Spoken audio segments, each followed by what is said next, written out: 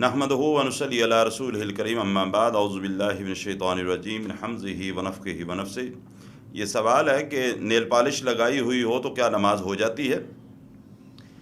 Nail polish लगी हुई हो तो नमाज हो जाती है, इसमें कोई शक नहीं। हाँ, अगर नेल पॉलिश वज़ू करने के बाद लगाई हो तो फिर नमाज हो जाएगी, लेकिन अगर वज़ू से पहले नाखनों के ऊपर आपने पॉलिश लगा रखी है तो फिर नमाज नहीं होगी। उसकी वजह कि जब आपने वज़ू नहीं किया था उस वक़्त आपने अपने नाखनों पर पॉलिश लगा ली, तो जब वज़ू किया तो आपके नाखन उस पॉलिश की वजह से खुश्क रह गए, और जब नाखन खुश्क रह गया है तो आपका वज़ू ही नहीं हुआ, और नमाज के लिए वज़ू होना लाजिम है।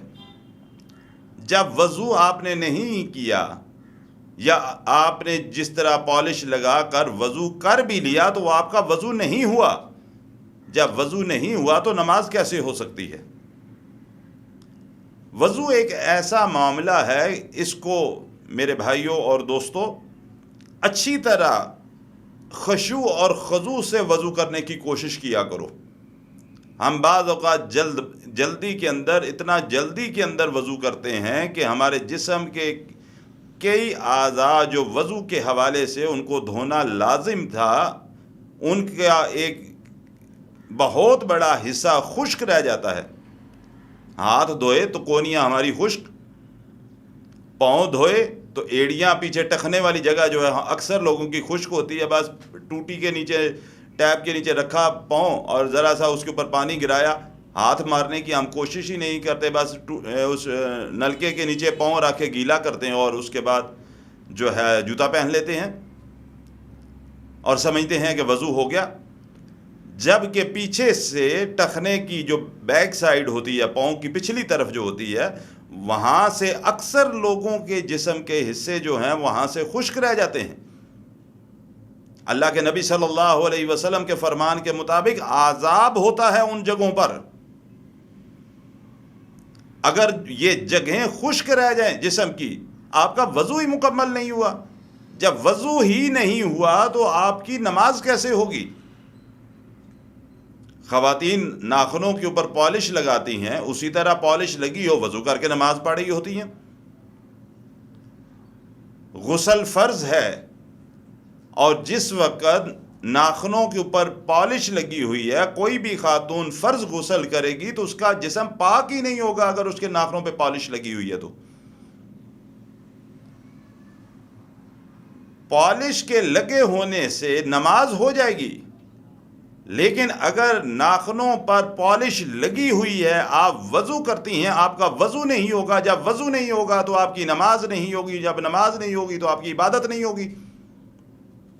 लिहाजा कोशिश इस बात की कीजिए और सख्ती से इस बात पर अमल करने की कोशिश करें कि अगर पॉलिश लगाना इतना ही ज़रूरी है कि पॉलिश के बगैर आपके फंक्शंस अटेंड नहीं हो सकते,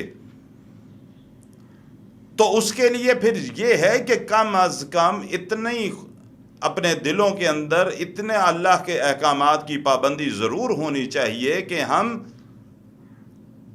पॉलिश लगाने से पहले वज़ू कर लें, कि वज़ू किया हुआ होगा तो उसके बाद अगर पॉलिश लगी हुई है और नमाज का वक्त हो गया है तो आप उस वज़ू के साथ नमाज पढ़ सकती हैं।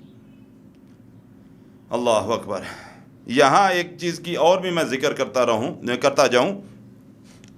बाज़ लोगों के ख़वातीन से ये मसला भी सामने आया है कि जी अगर वज़ू करके हम पॉलिश लगा लेती हैं नाखनों पर और वज़ू ख़त्म हो जाता है, जो जब दूसरा वज़ू करना है तो पॉलिश ना भी उतारें तो मसा उस काउंट हो जाएगा, उसके ऊपर बंदा हाथ फेर ले, बस ठीक है जी वज़ू करके लगाई थी। जिस तरह इंसान मोज़े पहनता है और मोज़े के ऊपर मसा हो जाता है, मोज़े के ऊपर मसा होना वो एक अलग हुक्म है, दीन इस्लाम उसकी वजाहत कर देता है।